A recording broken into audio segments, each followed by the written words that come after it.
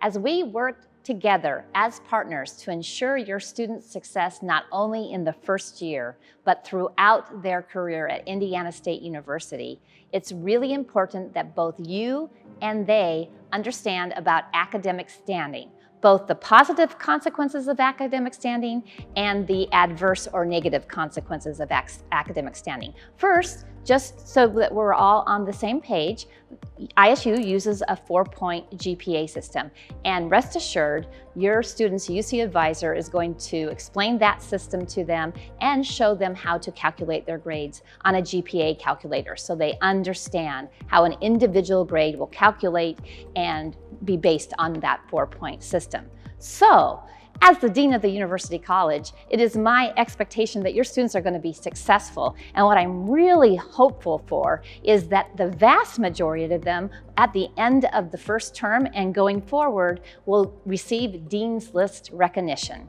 What is Dean's List recognition? Well, it's when your student earns a 3.5 or better on the 4-point GPA calculation. They have to have taken 12 credits at least, and they have to have received grades in those courses. So what happens when you get recognized for the Dean's List? Well, when you're in the University College, what happens is I get to write you a letter, and I also send an official certificate signed by me, and you get all sorts of kudos. So we're hoping that most of your students will receive Dean's List recognition, but we understand that not all will, and that's perfectly okay, because the place that all students wish to be in is in academic good standing. And so to earn academic good standing, students should earn a 2-point or above. And again, we're expecting that our students take 15 to 16 credits, so that means a 2-point or better on 15 or 16 credits per semester. That is fantabulous.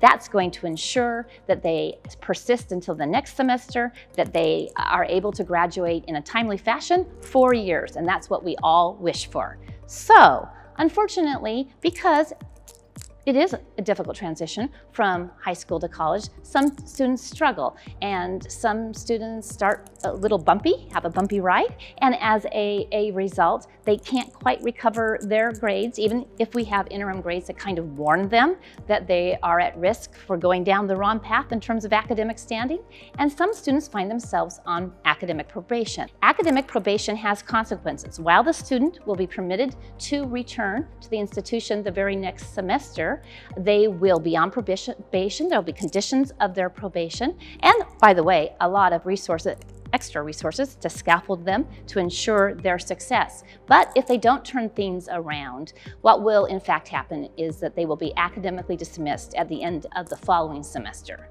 Now, unfortunately, and it's important that you know this and your student knows this, we have a policy at Indiana State University, and it's based upon data, and it's based upon what we've seen in terms of students who earn this GPA. Any student who earns below a 0.85 GPA, and I want you to think about that for a second. That means mostly Fs, maybe a D, maybe a C minus in terms of what they earn for the semester, will be asked to leave the university for at least one semester. Now they can return, but we just want them to take some time off. We want them to get reconnoitered. We want them to sort out both the internal and external factors that are preventing them from doing well, and then we will welcome them back with open arms. So that's some words about academic standing, but it is my expectation that between the good work of the University College and the excellent work of the student and your support, that your student will be in good standing.